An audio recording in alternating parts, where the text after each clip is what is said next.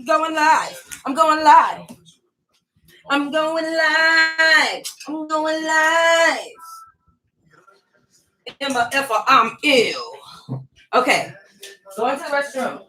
Thank you for going upstairs for me, boo boo. I love you, boo boo. All right, guys, here I come. Give me 1 second.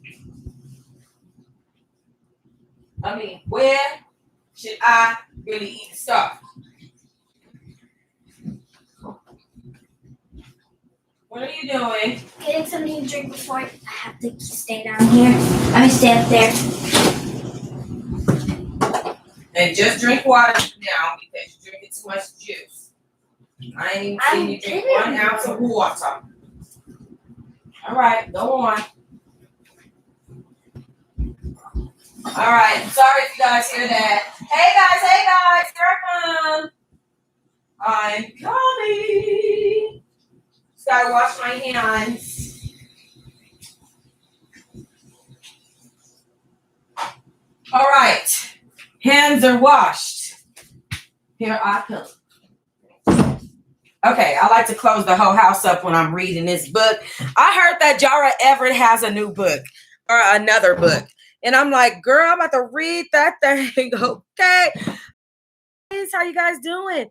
Hey, Miss Sylvia. Hey, D. Smith. Hey, Tara. Hey, Say Something. Farrah, A Wrinkle in Time. What is going on? Guys, I'm so excited. Did I tell you guys yesterday that Jara Everett actually reached out to me? Let me show you guys. Let me read to you guys what she said. She is so dope.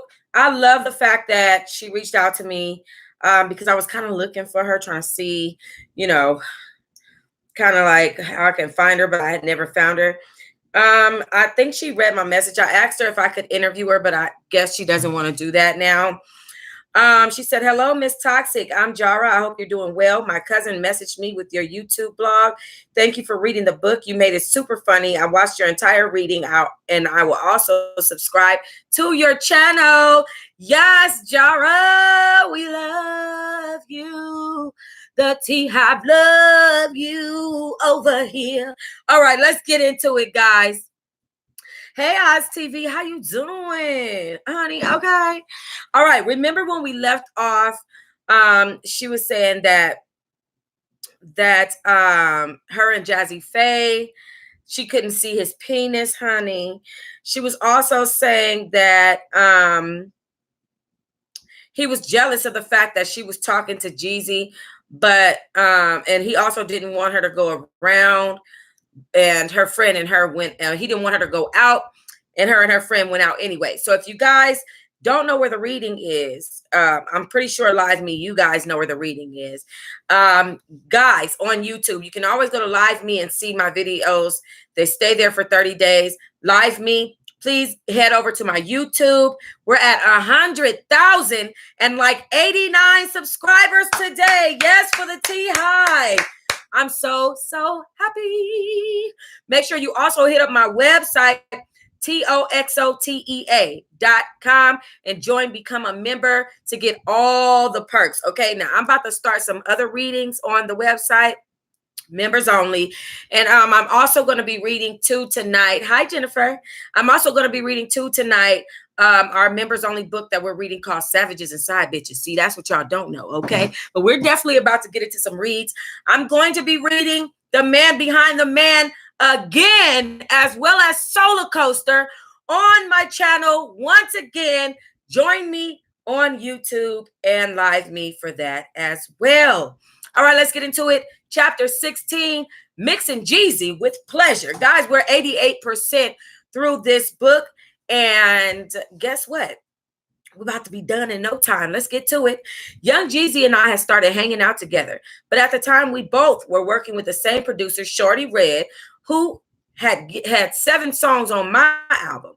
I did a song with Young Jeezy called Burning Up, and we were cool like that. Jazzy called me and asked me if I was going with his boy. He just told me that wasn't cool. And if I was going with his boy, it was no big deal, but let him know. I said, look, Butterball, you got your life and I got mine. You are not my man and I am not your girl. I have a problem with guys questioning me. I knew what that was all about. He thought Jeezy was hitting it, but at the same time, he wasn't. Young Jeezy and I did start hanging out from working together with Shorty Red and from me doing hooks on his songs. We would hang out and I would go to his promo shows. I remember one night he asked me to go down to Albany, Georgia with him because he didn't want to ride down there with a bunch of guys. I told him I had just been down there doing a female show with Rashida and a few others on the marquee. Plus, it was too late to notice. Plus, it was too late notice. I had already made other plans to fly out to Miami the next day.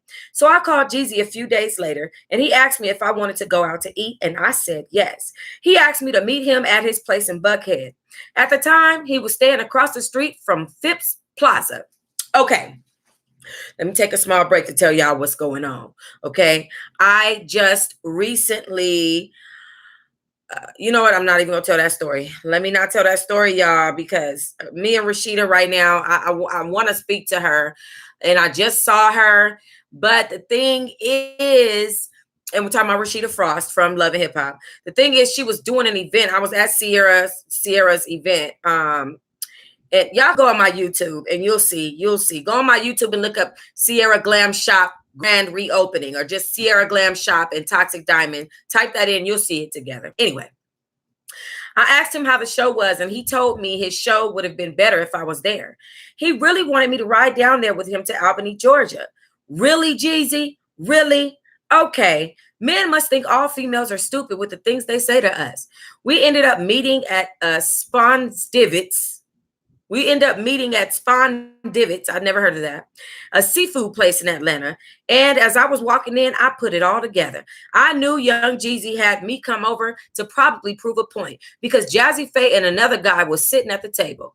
Butterball acted like he didn't even know me like that. So I played along with him, knowing it wasn't that long ago that I had to clean him up like a baby. We sat at the same table. Jazzy looked at me real funny, and when I spoke to him, he didn't speak back. The whole time we sat there, he acted like a girl. So Jazzy picked up his phone, and I could hear him talking to a female. He invited her down to eat with us, and when she arrived, she sat at the table next to him. Jazzy couldn't keep his hands off the girl, hugging all up on her like that meant something to me. I guess he was doing it to get my attention, but I didn't even like him like that. Afterward, we all went to Magic City Strip Club and had a few drinks. I rode with Jeezy, and Jazzy got in his candy red Cadillac convertible by himself. Got me a Cadillac, got me a Cadillac car. Ooh, ooh.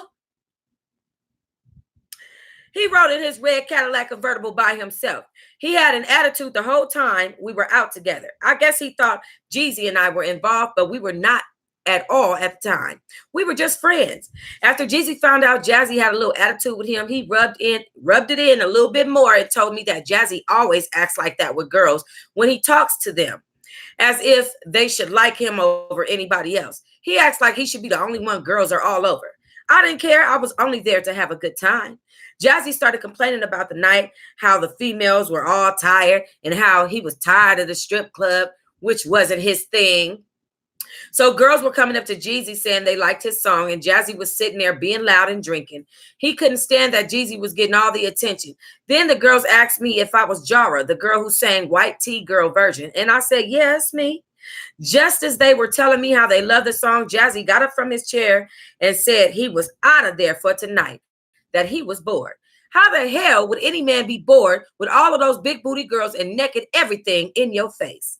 Eventually, we all left the club for the night. Jazzy got in his car, didn't say bye. And when he drove out the parking lot, he was an inch away from running over my pretty feet. So Jeezy and I got into his car on the way back to his spot. Then while we were in the car, my phone rang. Jazzy called to ask if I was with Jeezy and if I was going home with him because that was his boy. I asked him why. He said it was no big deal and that he should never have even asked me that. Then he hung up the phone. Jazzy was tripping hard. Jeezy was hitting the highway at 110 miles per hour. We got back at his place in less than 5 minutes. It was dangerous, but fun. But the streets were empty late at night. Jeezy asked me to come upstairs, and I did. We talked for an hour outside on the balcony. After we talked, we sat in the front room on the couch. The first thing he did was kiss me. Hell, I was horny, so I went for it, thinking this guy could probably make me feel good. I couldn't wait to get it in with him. I wanted to see what he was working with, but I couldn't get a good feel through his jeans. He took my skirt off and started licking me down below, which was okay. Then when he took his clothes off, he reached inside the table drawer and got a condom out. I couldn't get a good look at his dome because he slapped the condom on so quickly. And the next thing I know, we were having sex on his couch. It felt okay, but I wanted to feel that intensity. I still couldn't get a good look, even when I turned over and let him hit it from the back. After a few strokes that way, it was over. He asked me to stay the night with him. He went in the bedroom where I fell asleep. I was so glad he wasn't a loud snorer. The next morning, he asked me what I had planned for the day. I told him I didn't know for sure. He asked me to call him because he didn't want to go. He asked me to call him because he wanted to go shopping. I told him I would call him as soon as I figured out my schedule, but time didn't allow me to do that. As a matter of fact, I had a session to do later that day, and I had forgotten about. So I called him up to tell him, and he said, okay, that I should call him afterwards. We never did have sex again, mainly because I didn't pursue it. There is only one shot with me, and it has to be real good in order for me to go ham on it and want some more, especially if it's just sex with no benefits. But we remain friends. So I let it be known to him that he and I can't cross that line anymore, and he was all for it. Then he told me I would have to hook him up with one of my girls then. And I told him that's no problem. I tried to get him with my girl who was head over heels for him. She probably would have had sex with him just because of who he was, whether the sex was good or not. Hell, most of the girls was crazy about Jeezy anyways. Sometimes he would call me up from the studio and sometimes ask me about meeting some of my friends. I told him most of my friends lived in LA. When one of my friends did come to town, I told him she wanted to meet him. And his famous question was, is she fine like you? I brought one of my friends to the Ritz-Carlton to meet him. So my girlfriend and I, along with my other gay friend named Play, all went and got something to eat there while we waited on him to get in from the studio. He called and we met at the hotel. Jeezy wanted to have sex with my girlfriend because he liked girls with big booties and she had a nice big round booty. So she told him it would cost him. He took off his clothes and laid down with the covers on top of him, butt naked. Aisha didn't think he was attractive, but she was a fan of him. Aisha played with his penis while he was laying in a bed. I finally got a good look at it that night. My friend Play called me on the phone from down in the lobby and asked me if he could come in and use the restroom. When he got to the door, I opened it up and he went straight into the restroom with Jeezy still naked under the sheets. Aisha kept playing around with Jeezy's dome and wrapped part of the sheet around it because he had a hard on after she showed him her breast. With his dome sticking up from under the sheet, he asked her what she was going to do because he was there to meet her when he should have been picking up his girl from the airport. I said, dang, Jeezy, I didn't even know you had a girl. What's her name? Keisha. I still didn't know it was Keisha Cole. Bitch, what? Oh, you mean to tell me, Jeezy, why can't nobody stay faithful to Keisha Cole? Why do Keisha Cole steadily get cheated on? You got cheated on by retarded ass Booby. His name is Booby. That is a clue, bitch. What the hell? Oh, Lord Jesus. I looked at Aisha and said, see how they do? I started laughing. Can't trust these men. Jeezy told me to stop it because women do it too, and it's all part of the business. I said, true that. Now let me tell you something. It's wrong for him to leave this girl at the fucking airport. Okay? To leave Keisha Cole at the fucking airport to fuck around with some hoe named Aisha. My Lord, my Lord, my Lord, my Lord. Help us, Lord. Anyway. Then he said he had one of his boys pick Keisha up for him, but she was going to be upset with him because he was messing up, not answering her calls.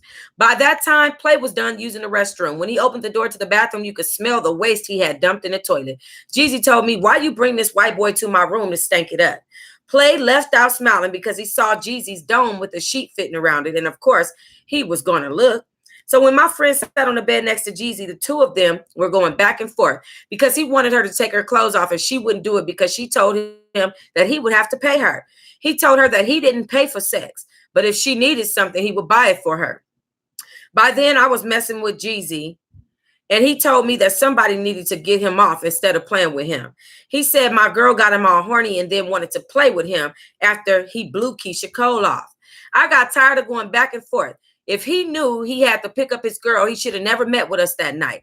It was clear Aisha wasn't going to have sex with him. Plus, Play was already waiting on us for well over an hour. I thought Jeezy would have been mad at me for what happened, but he said it was all good after I called him up the next day and apologized to him. I had a problem with Jeezy's manager at the time, Coach. One day, I told him I didn't have VIP tickets to get into the club that night, and he told me that he got me. Well, when I went to the club, he didn't have it together for me, and he played me. During all of that, Shorty Red was still working on my album, so I had to concentrate more on what I was doing and avoid getting caught up in other people's lives. Child, chapter 17, Shorty Red, White Tee remix. I had recorded and answered a White Tee song with my boy Shorty Red. Them franchise boys had done the original version to the song, White Tee. Then there came remixes and different versions of the song. The song was really popular on the mixtapes and mix shows. I met Shorty through a guy named C-Dog from the 404 Soldiers. Shorty ended up recording songs with me, and all were hot. At that time, I thought he was a little cute. I would be flirting with him in the studio half the time. Out of the 2 months I hung out with him, I never had sex with him at that time. C-Dog would always say Shorty wanted to know from him and the guy named Cass, who I was chopping it up with. But I wasn't chopping it up with either one of them. Sometimes I would bring Play with me to the studio, and he would tell me that Shorty would stare at me. I told him I found Shorty to be real sexy and was wondering what his dome was like. Now, when she say dome, she means zick. Okay. Zick. Ooh. My bad, y'all. With that zig zoo. I told him I found Shorty to be real sexy and wondered what that dome was like. What his dome was like. Shorty had just gotten his new red Benz, and Play and I asked him if we could take it out for a ride. He told him to take the keys and go. We all went to the store in the ride with Play driving. Shorty asked him to push the pedal to the floor, and Play pushed it all the way to the floor on a small highway and flew right past the cops. By that time, Shorty had separated from his stripper girlfriend, and I was glad. I didn't like the way she treated him anyway. So he asked me to come out with him for a minute, and I did. Play went in the house and waited for us, talking to another artist there. Then Shorty asked me to ride with him. When we went to a neighborhood somewhere, and he stopped in front of a house and asked me how I like it. The house was big and beautiful. It was drywall and unfinished, but I know specs, and the house was impressive. He told me it was a house he had just bought, that he was waiting on them to finish the construction. Shorty looked at me and asked me what was to it. What was to it? Shorty looked at me and asked me what was to it. I told him I was single. So he asked me how long was I going to tease him, adding he couldn't believe C-Dog wasn't trying to hit on me. C-Dog had nothing coming in my eyes. I knew of Shorty's girlfriend because she would come into the studio acting rude to him half the time. I didn't want to screw her man and then look at her face. That wasn't happening. Had I never met her, and if I didn't have to be in a house with her, I would have been his jump off at the time with pleasure. He told me the relationship with her was over, that he wasn't going back to her. I told him I would have to see because they were always back and forth with each other. He then said that she left him for one of his homeboys, that she'd been messing around with him for a while, but he had just recently found out about it. He said he didn't know what it was, but I made him nervous. I didn't want him to have nervous feelings around me. I wanted him to feel comfortable. I had to tell him how sexy he was. As I was turning him on, he asked if he could kiss me. I told him I wanted to see his dick, see what he was working with. Shorty stood out of the car and showed me his dome. It had the right length to it, and it wasn't bad. It was pretty nice. It was curvy, but it was nice. I let him feel on my breast, and he said they were pretty big and perky. So, of course, we couldn't leave that night like that without of course we couldn't leave the night like that without me massaging his dome some. That night, if he had a condom, I would have sexed him up, but neither one of us had one. How much money does it take to go to the store, get what you need so you could get it on? Okay, anyway. Then he made a joke asking me not to write about his dome in my songs, but his dome was exactly how I described it in my White Tea song. While driving back to the studio, I told him next time we record, I would like to screw him. Out of everyone, I like Shorty the most. I don't know why I have to question myself because he has the look of a thug. Though he was smaller than me, but he was sexy. It wasn't long before he got into his new house. One day I went there and we ended up in bed together. He had the lights dimmed. That night I was all over Shorty, and he knew how to handle all of what I had to give him. He was better than anybody I had sex with in the business, besides my little actor friend, Clyde Jones. He put it down. I was so hot that night, Shorty had to go a second round. I made him moan good, curling up them toes. It was special for me because I really found him attractive. But I hadn't changed in other ways because as soon as it was over, I got dressed. Shorty wasn't ready for me to leave so soon. He said, "Damn, Jara, you just gonna hit a nigga and leave, huh?" But it wasn't like that with Shorty. I knew there would be another time with us. Anytime, any day, I would have Shorty read whenever he says, "Come on." The crush I have on him is huge. Something about his swag. I lick my lips whenever I think about him. He isn't the best I've had, but I like him. I left town the following week with my girl, Lady, Storm's friend named Mariah, and her female friend named Renee. We all went to Miami for the weekend. We had a nice time. I saw Jeezy while I was there. I met up with some slip and slide folk that I knew. And somehow we ended up at Diddy's house on Star Island that night. Beautiful home, black kitchen countertops, open view, just gorgeous. I was tipsy that night, so I just remember riding. I do remember we all had to take our shoes off at the door because he had all white carpet. I never saw Diddy, Puff Daddy, at the time because he was upstairs and we didn't go upstairs that night. All I remember was it was a hangout house. So me and the two girls were just hanging out, hoping Diddy would come downstairs so we could meet him. Renee, Mariah's friend, was on the starstruck side. I heard her asking the guy who brought us to the house, when was Diddy going to come out? And he kept saying he would introduce us to him or introduce her to him, that he would be down shortly. So we went out back and sat on the lawn chairs and had some drinks. Security told us it was fine to stay where we were because the two of them were smoking weed and smoke was not allowed in Diddy's house. Security stood by the black glass door the whole time. Now, mind you, we all had cell phones, but Renee picked up Diddy's house phone from the stand outside and made a phone call and was lounging on his phone. I heard her talking. All of a sudden, I heard two security guards talking to Mariah. Then they walked up to Renee and told her she had to leave because that was Diddy's private line and his number could be all over the place. She insisted it was only one call she placed, but they didn't care. They said we could stay, but she had to go. She got real funky with the guard and told him she didn't care about leaving anyway, that Diddy wasn't nobody special. Mariah tried to keep her quiet because we only knew the guy who took us there.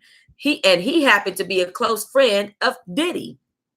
So I told Mariah, "Oh no, my connection. Oh my God, no. My connection on my live me fucked up. Oh my God." Can you guys still see me here on YouTube? Can you guys still see me? My connection fucked up on my live me.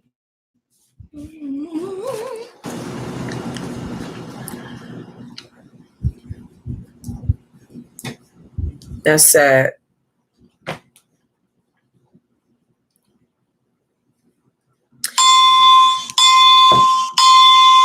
Okay, so I had to start this over on Live Me. It's sad, but I'm pretty sure everybody's still on the last reading wondering what the hell is going on.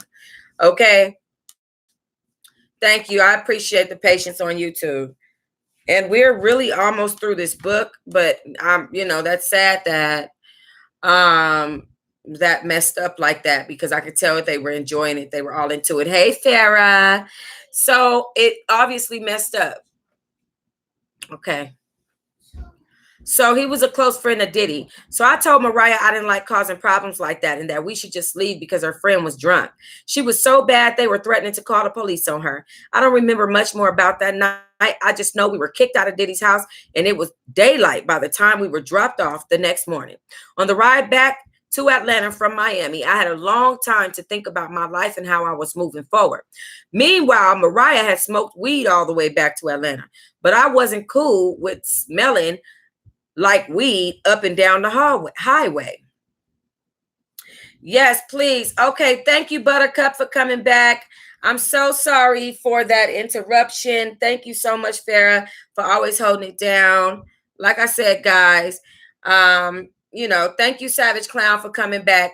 We're on chapter 18 now. I think this is going to be our last chapter. Let me see. Okay, yeah, this is our last chapter, and then we're going to get into about the author. Okay, I'm so sorry about that. Thank you, Ben. I appreciate that. I got my little natural going today, and I got, I need to do my eyebrows, but I did my own eyelashes, and I hope that you guys like them. Okay, so thank you so much. All right, I'm just trying to give some more people time to come into Live Me. Guys, I only need one more diamond on Live Me to go up. And y'all know my name is Toxic Diamond. And all of my friends call me Diamond. And so I just really need you guys to drop that one diamond on me. Do that. Thank you, I Wisher. Oh, you are so sweet. Thank you so much. Yes, do what I Wisher said. And everyone share this broadcast. Make sure you guys share my Live Me and my YouTube channel with several people, so that they can know that I do these readings. This is what I do. Hey, Moon Down. Let's get it. Get down, Moon Down. Hey, let's get it. Get down, Moon Down. Hey. All right, we're starting on chapter 18, guys. One night stand with Gary Busey. I don't know who this person is. So let's keep going.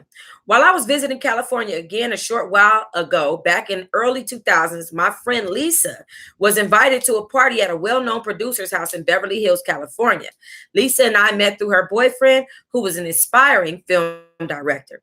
One night she asked me if I wanted to go to a party with her and meet some film people, and I said, sure. When we arrived, I noticed I was the only brown sugar at this all-white party. At the back of their house, a live band was playing and there was plenty of food and drink, so I got my party on and mingled a little. I was standing at the bar on one side of the patio of the house, having a great time. Gary Busey flirted with me for a good hour before I decided to give him my attention. He saw the perfect opportunity to flirt more when Lisa stepped away from me. I looked over at him and blew him a kiss. When I turned around, he stepped up to me. I smiled at him, giving him the I am interested signal. That's my I'm interested smile. Okay, anyway, I'm doing the most. Okay, anyway. I asked him, what was he, Nick Note? Because he looked like him. He thought I was cute. He thought it was cute of me not to know who he was and introduced himself as Gary from Texas. I still didn't know who he was. I just thought he looked familiar. He told me he was an actor and that his friend, a film producer, owned the house we were at. Back then, Gary was much more attractive and seemed genuine. We continued to talk for a while about acting and stuff. He also told me he was producing a film with another producer. He sat down next to me and stared into my eyes. I don't know what happened, but the next thing I knew, my hands were on his penis. It felt real big, y'all. I had a thing for feeling on guys' penises. I was a little wasted that night, and he was too. We got deep into conversation, and the more we talked, the more my panties got wet. Okay, down the thighs, honey. Okay. Thank you, Lynn Lott. I appreciate it. I asked him if he could show me where the bathroom was at because the liquor was running through me, okay? Running through this body.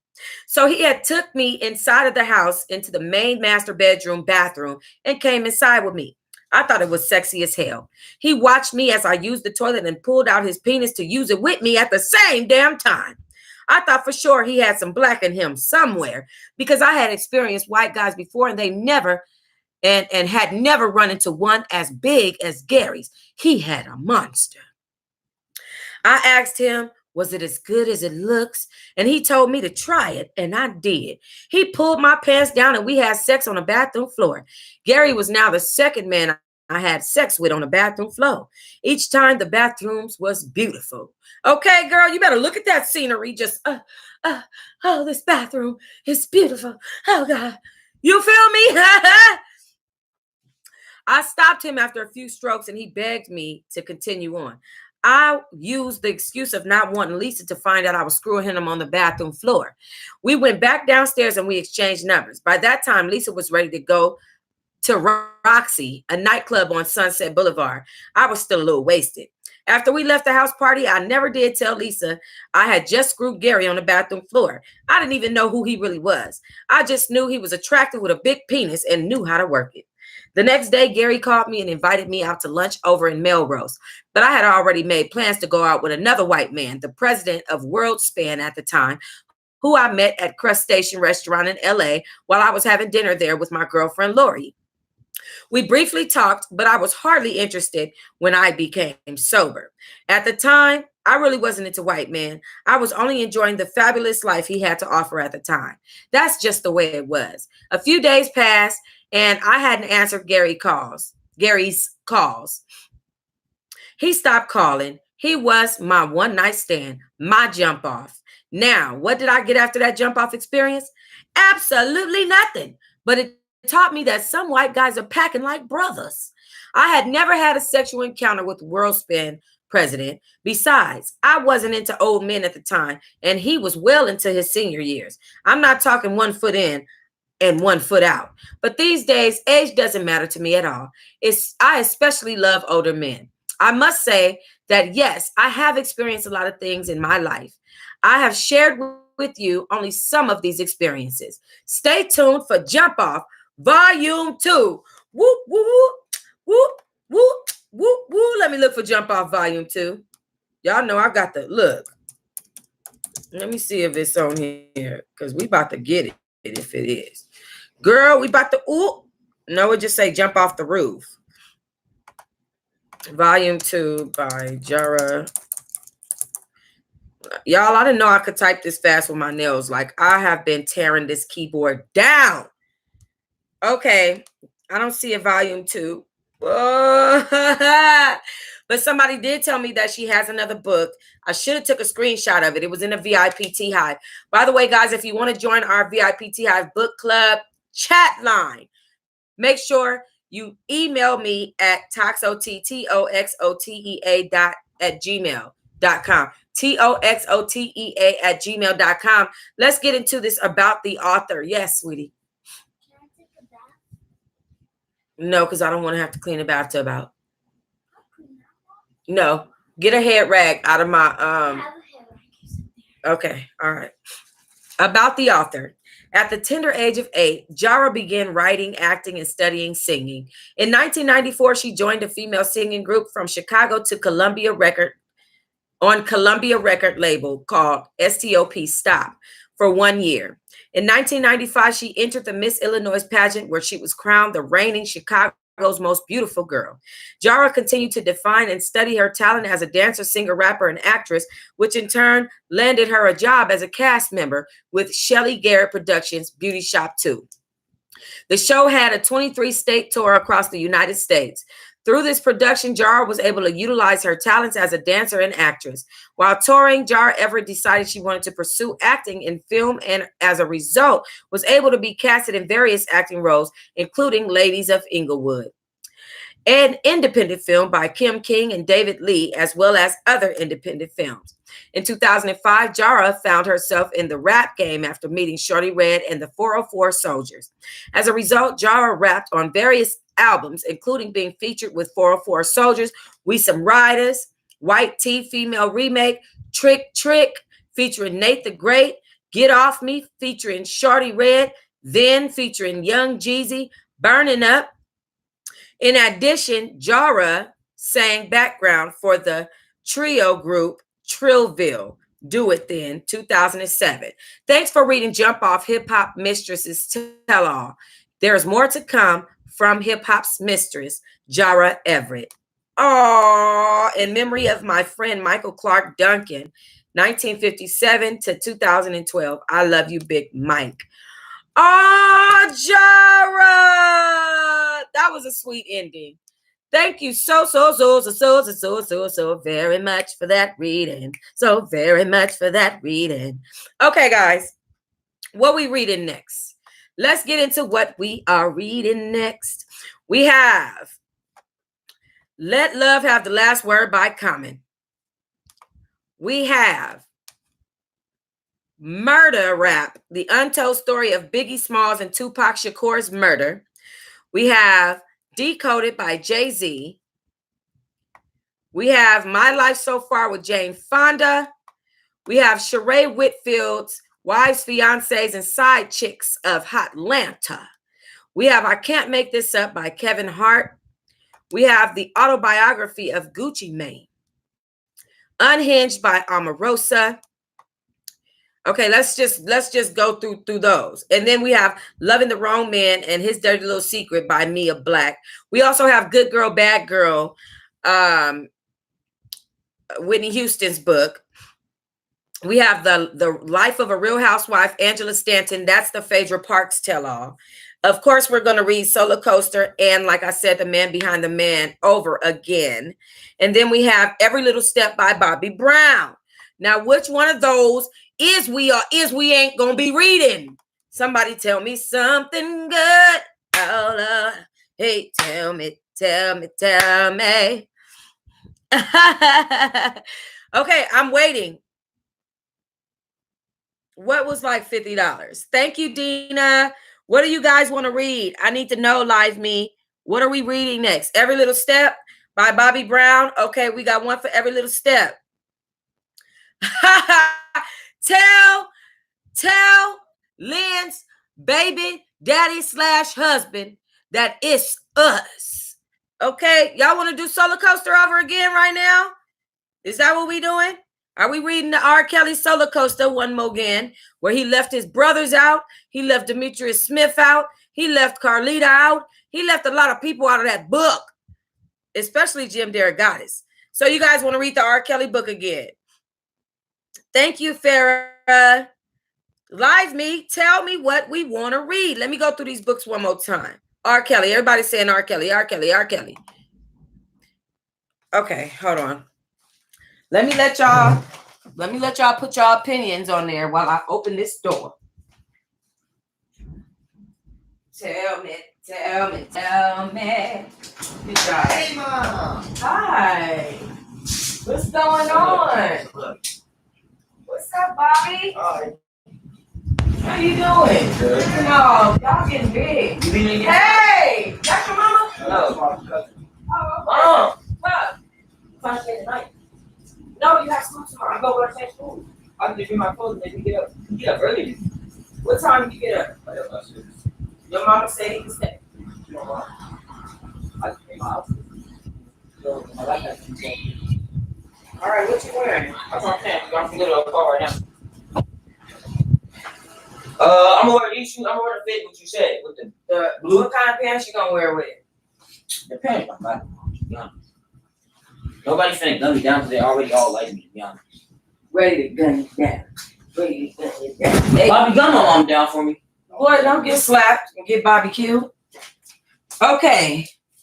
So let me see. What are we? Wendy Williams's book. Okay, so it looks like everybody wants to read Solar Coaster.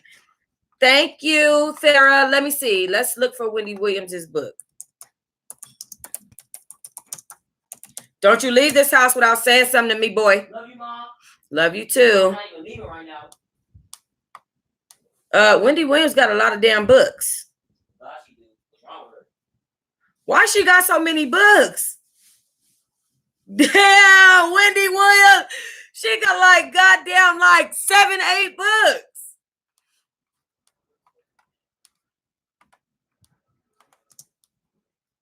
Let me see. What the hell, Wendy? Wendy's Got the Heat by Wendy Williams. Drama is Her Middle Name by Wendy Williams. What? Hold up. Okay, so I'm not seeing any new book.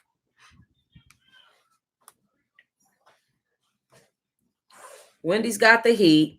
Hold Me in Contempt. Rich Harper Goes to Hollywood. The Wendy Williams Experience. Drama is Her Middle Name by Wendy Williams. Oh, where your keys at right quick? I think they might be in my purse. All right. So I'm not seeing anything from Wendy 2019 here on Amazon at all. Let me see something. Let me see. Shoot. Okay, hold on.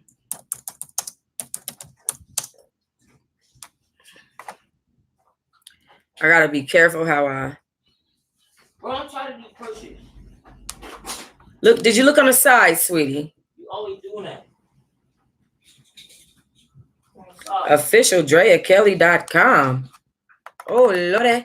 Okay, well, I can't find no Wendy Williams book, unfortunately. I mean, it's like 67 of them. But,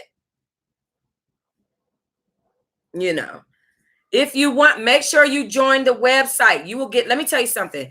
I don't only read one book on the website. I read book series. I'm on the third book of a whole series. Okay? So make sure if you want to come give me a hug, if you want a good reading and you want something that's just constantly going, love you, honey. Hi, people. Be good. No smoking, no joking, no sex. You understand? All right. What did he just do? Boy, you better be good. You better be good. And call me when you get this. Call me when you get up tomorrow. What? Call me when you get up tomorrow.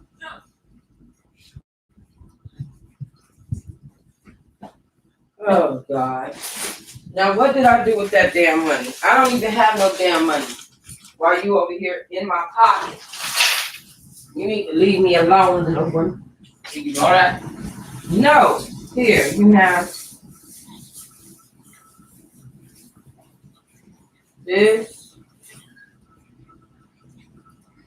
That's all I need. Okay. Thank you, Mom. Love you too.